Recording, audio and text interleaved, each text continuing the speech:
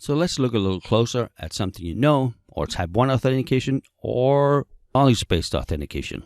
I say I'm Thor for identification. I use my knowledge-based factor. Could be a password. Since I know the password that Thor has, I must be Thor. Knowledge-based authentication is by far the most commonly used type of authentication. And passwords are by far the most commonly used of those. It is also by far the weakest type of authentication. It can very easily be compromised.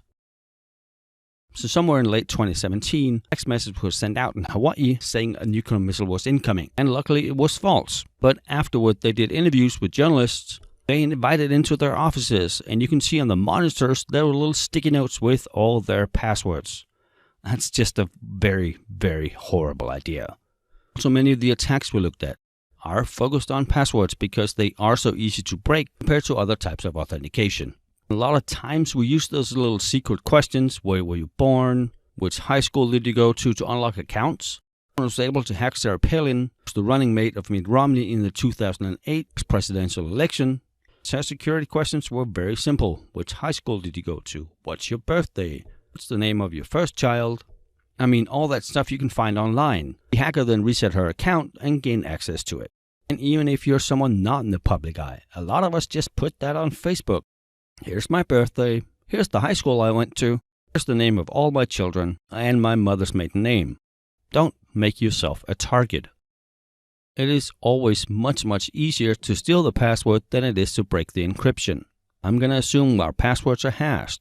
We'll use salting. We'll have all the appropriate countermeasures in place, and hopefully we've trained our employees to not do what missile defense did in Hawaii and not have their password under their keyboard or taped to their monitor. We do obviously also have good password rules. They should all have a minimum length. They should all have an uppercase, lowercase, numbers, symbols, and they should not contain full words or other phrases that are easy to guess. And no, summer 2017 is not a good password. Especially not if the previous one was spring 2017. Then our passwords should have an expiration date, and we have a reuse policy where users can reuse the last 12 or 24 passwords. And we also have a minimum age on passwords. So you can't change your password again after you changed it for another 3 or 5 or 10 days. Otherwise, Bob will change his password 24 times so he can get summer 2017 as his password again. And we never allow people to put things in passwords that are full words. Pets, children, family members, significant other, anniversaries, birthdays, birthplace, favorite holiday, or your sports team. They cannot be used in your password. And we have talked about key stretching before. It is part of our layered defense, where whenever I try to log into a system, it adds another half a second, 2 seconds to each login, effectively making brute force an ineffective attack vector, because they need to try millions of times probably. And millions times 2 seconds is way too long. They'll find some other way to attack us. So to fight brute force attacks, we can limit the number of times people can try to log in. And brute force uses the entire key space. Every possible combination on a keyboard will use, sometimes in order, sometimes not, depending on if they have any information about our passwords. Given enough time, any password will be broken. But if that time is 300 years, it doesn't really matter. And it is effective against all key-based ciphers, except maybe the one-time pad. It would technically in the end decrypt it, but it would also have so many false positives, you would have no clue which one was the right one. So it can be broken, but it doesn't really do anything. Then we have dictionary attacks. And this is exactly why we don't allow our employees to use passwords that contain dictionary words. Again, winter 2017, no. If an attacker knows the user uses dictionary words with a number at the end, you don't need to brute force anything anymore. They just have a precompiled list and try to break your password with that. And then rainbow tables. I've seen some that are huge.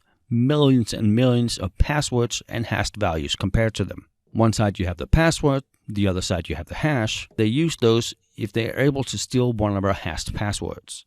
Then they compare what they stole to their list, and if our password matches any of those millions of passwords, they know what our password is. So against that, we obviously also limit the number of logins. We use the salting we talked about earlier. The random characters are added, so the hash value is different than it would have been if it was just a password. Attackers can also use key locking, which is used to, well, lock your keys. Every single keystroke you make on the keyboard is logged, and that can either be a hardware or a software keylogger. A hardware keylogger would obviously in most cases be much more difficult to get in place because they need physical access to your laptop or your workstation. A lot of times it looks like the little dongle over here on the right. Unplug your keyboard, plug that thing in, plug your keyboard into it, and then it records everything. And they can either have a call home feature where they send your data, or at some point they just swing by again and pick it up and you will never know. More commonly used today though are software keyloggers, which is just a little program installed on your computer. It's often done by compromising your computer with a Trojan, where the payload is either the keylogger or a backdoor. And then the keylogger will call home every so often with your information or just upload to a server at regular intervals. You may never know. And this was the salting I was talking about, where we add random data as additional input to our one-way hash function of our passwords or our passphrases. Remember how the entire hash changed when I changed the comma in the Charles Dickens' Great Expectations? Same thing with a password. And this is one of our primary defenses against dictionary attacks and precompiled rainbow tables. And they are very similar to nonces, where salting is random data, nonces is, well, number ones. It's only numbers. So we add a number or a pseudo-random number to our authentication protocols to make sure that old communication cannot be used in replay attacks. And we also use it as an initialization vector or in our cryptographic hash functions. Clipping levels is when you mistype your password, you get a couple extra tries because all of us have fat fingers on Mondays. But very important to remember for the certification, we use clipping levels to prevent administrative overhead. And we can use a lot of variations of it. After 3 wrong login attempts, your account is locked for an hour. Then you get another 3 tries. Next time it might be locked for 5 hours, or you need an admin to unlock it. Or you have some smart backend system where you can type in secret questions, some of the knowledge-based factors you have, and you can unlock the account yourself. But then there is an insane amount of information about all of us out there in the public domain. So if we do implement something like this, it should at least only be within our own organization and maybe contact users when they try to use it. I mean, I have been that guy that the same user will call 2 or 3 times a week because she or he forgot his password. And yes, those are the people that write it down on a post-it note. In those cases, I'm not really sure what the right answer is.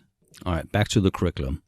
So to authenticate fast, a lot of our systems have the hashed values of our passwords stored on them. If we're not using salting and an attacker gets one of those passwords, this is where they can use their rainbow tables and see if they can find a matching hash value for our password.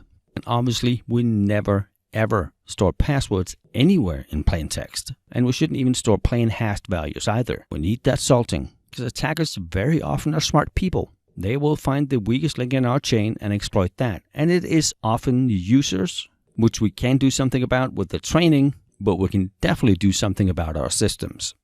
These are the official recommendations by the US DoD and Microsoft.